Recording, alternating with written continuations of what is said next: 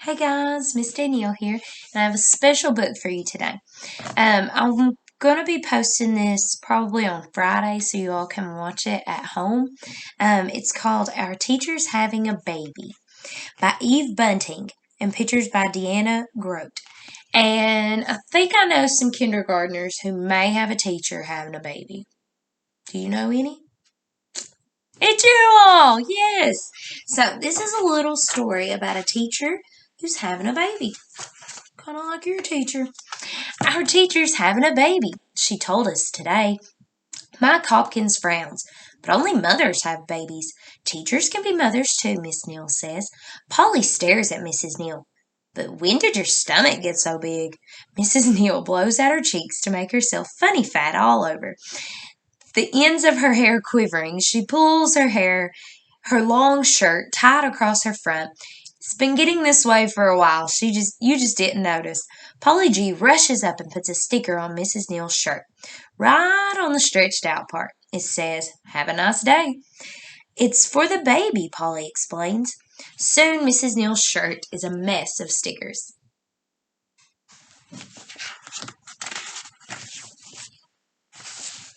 At recess, Polly and Janice and I go to the corner of the playground to compare stomachs. Ours aren't very interesting. We all think it's great that Mrs. Neal is having a baby. Linda's mom had a baby last year, and Kathy has twin baby sisters. But Mrs. Neal is our teacher, and that's different.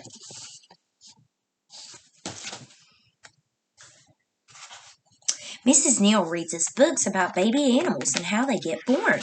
We go around the block on a nature walk to see the trees and plants. Everything that lives has been born one way or the other, Mrs. Neal says. Mr. Blair, who teaches sixth grade, invites us into his room to visit their white rabbit, Fluffy. Fluffy has 4 baby bunnies. When the offspring get older, we each can borrow one on weekends, a sixth grade boy tells us. He sounds very superior. I think offspring is a superior word of babies. 4 babies. Maybe you'll have 4 offsprings, Mrs. Neal, Mike says. Then we can borrow them for the weekend. Mrs. Neal makes a face. 4? Give me a break, Mike. So how many are actually in there? Guess how many I have? Just one. We write letters on the computer. Mine goes, "Dear baby, my name is Samantha. I'm the one who gave you the butterfly sticker. I hope you are all well." Mrs. Neal saves the letters to give the baby later. We talk about names we like, and Mrs. Neal prints them on the blackboard. "Should we be thinking of boy names or girl names?" Janice asks. "What kind of baby are you going to have?" Mrs. Neal smiles. "I don't know. It's more fun to be surprised. So why don't you give me a selection?" There's a rumor going round.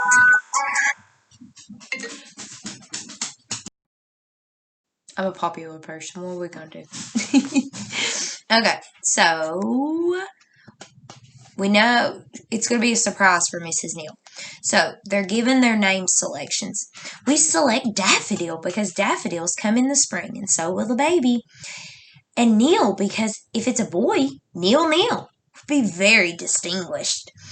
We like Abracadabra too. That's the name of Mike Hopkins' boa constrictor. But when we say it together, the name rolls like a drum. Abracadabra. It's so nice. Don't think I'm going to use that name. Just saying. Every day in the music room, we walk in a circle and sing extra loud so the baby can hear. The King of France and 50,000 men march up a hill and then march down again. Mrs. Neal says the baby marches too inside of her. Does it tickle? Kathy asks. Mrs. Neal giggles. A little, but at least babies don't wear sneakers or boots.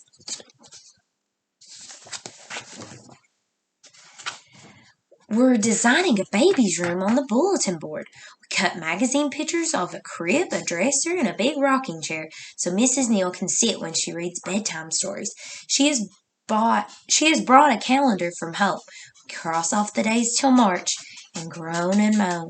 It's so hard to wait, Mrs. Neal groans and moans too. So hard.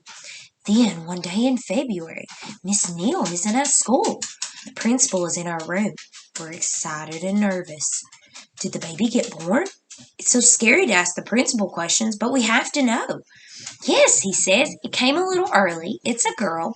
We whooped and clapped, and the principal didn't even tell us to be quiet. Her name is Isabel, he says. Oh, well, we like Isabel a lot. We decided Isabel Neal is very distinguished. In fact, we wish we would have selected it. So you all will be waiting for a day in February. The next day, we get a substitute teacher. Her name is Mrs. Bosky, and she's all right, but she isn't our teacher. What if Mrs. Neal never comes back? Polly's eyes are wide and frightened. We hadn't thought of that. She will, we say. She will. If we say it enough, it will happen. One Friday, we get a message. Miss Neal will come to visit on Monday. She's going to bring Isabel to visit, only to visit. Still, we're happy. On Monday, Mrs. Boss has a hard time getting us settled down. She helps us print a banner that says welcome. We make baby drawings and pin them around the room. They're all called Isabel. They have big, popped-out eyes and a corkscrew curl on top. Mike Hopkins keeps peering out the window. Who's he waiting on? He's waiting on Mrs. Neal and Isabel. Here they are, he yells at last. We crowded beside them. Mrs. Neal is carrying a pink basket that's stuck all over with stickers. We swarm her for a first glimpse. Wow, I say, she's exactly like our Isabel drawings. She yawns a big yawn, and that makes us laugh. Mike Hopkins is excited. The inside of her mouth looks like abracadabras, except he has two fangs, and she doesn't have any. We're so insulted. But Mrs. Neal giggles. Oh, Mike, I have missed you. Of course, he is the one who asks, will you ever be our teacher again? We all stand very quietly.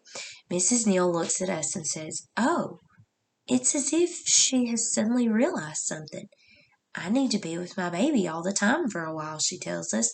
But then I can leave her with a sitter while I'm at school. I'll be back. You guys are important too. We were afraid. You were? I'm sorry. She soothes my bangs. I told you, teachers can be mothers.